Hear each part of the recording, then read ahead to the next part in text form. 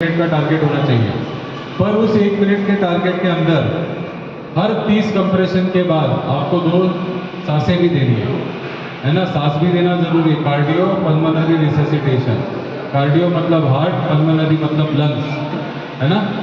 तो जब आप 30 कंप्रेशन देते हो उसके बाद 2 माउथ टू माउथ भी देने हैं। 2 माउथ टू माउथ देने के बाद वापस 30 कंप्रेशन देने हैं। 30 कंप्रेशन के बाद वापस 2 माउथ टू माउथ देने हैं। ऐसे कब तक करना है?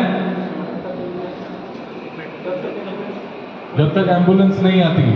और एम्बुलेंस ऐसी आएगी उसमें कोई रहेगा क्या? तो उसके साथ किसको जाना पड़ेगा? आपको।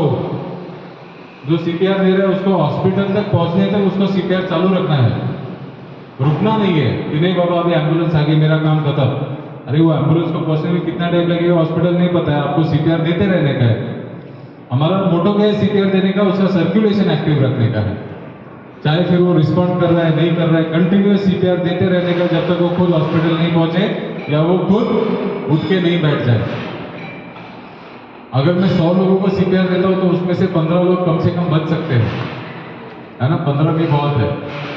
तो हमारा जो लाइफ सेविंग्स के लिए ये सीपीआर, इसको सीखने के लिए या करने के लिए आपका डॉक्टर होना जरूरी नहीं है या आप मेडिकल बैकग्राउंड से होना जरूरी नहीं है।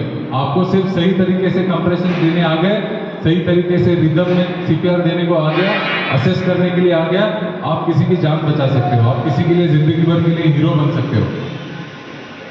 तो हम सीपीआर देते समय इतना याद रखिए, जब हम कंप्रेशन देते हैं हमको 1 मिनट में कितना गोल अचीव करना है? 100 कंप्रेशन का गोल अचीव करना है। तो उस स्पीड से हमारे कंप्रेशन होने चाहिए।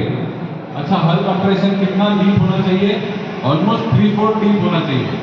3/4 मतलब ये ऑलमोस्ट 3/4 है ना। और वापस उसको रिकॉइल भी होने के लिए चांस देना चाहिए। अगर आप सिर्फ दबाते बैठोगे तो ब्लड उसके अंदर बैकफिल नहीं होगा, है ना। जब आप रिकॉइल करोगे, आप उसको रिलीज करोगे, तभी उसके अंदर पूरे बॉडी का सिस्टम जो निगेटिव सेक्शन है वो पूरे हार्ट में वापस आएगा। और जब आप कंप्रेस करोगे वापस वो सर्कुलेशन में चला जाएगा, है ना। तो कंप्रेशन कितने देने 1 मिनट में?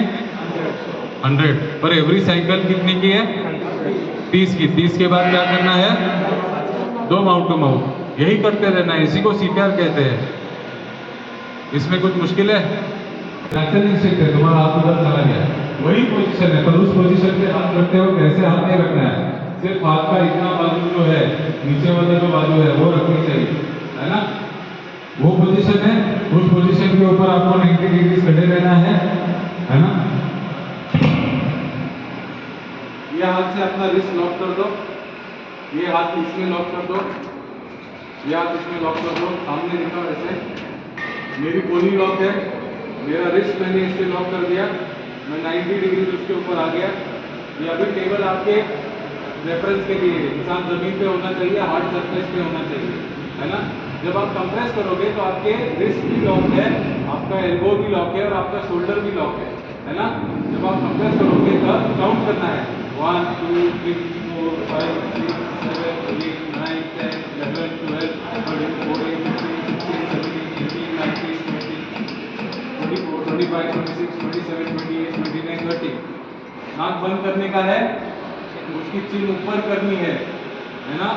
उसके माउथ टू माउथ 2 ब्रीदिंग देनी है। अभी इधर मैं वो नहीं दिखाऊंगा, और एक्शन सिनेरियो में आपको mouth to mouth, lips to lips उसके ये करके 2 ब्रीदिंग देनी है। उस वक्त आपको उसका नाक पूरी तरह से बंद रखना है ना। आप पहले खुद अंदर पहली बड़ी सांस लोगे, उसके बाद उसके अंदर माउथ टू माउथ उसको ब्रीदिंग लोगे।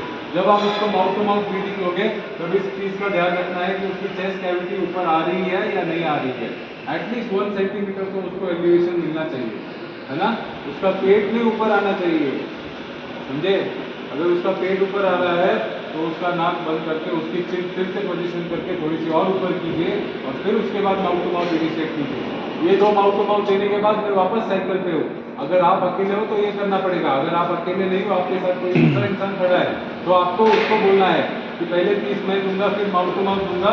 जब जैसे मेरे माउथ टू माउथ खत्म हो गए तुम उसके ऊपर सीपीआर के पोजीशन के लिए खड़े हो जाना। फिर उसको बोलना 30 तक काउंट करे, है ना। काउंट नहीं करेगा तो भी ब्रीदिंग के वक्त समझ जाएगा।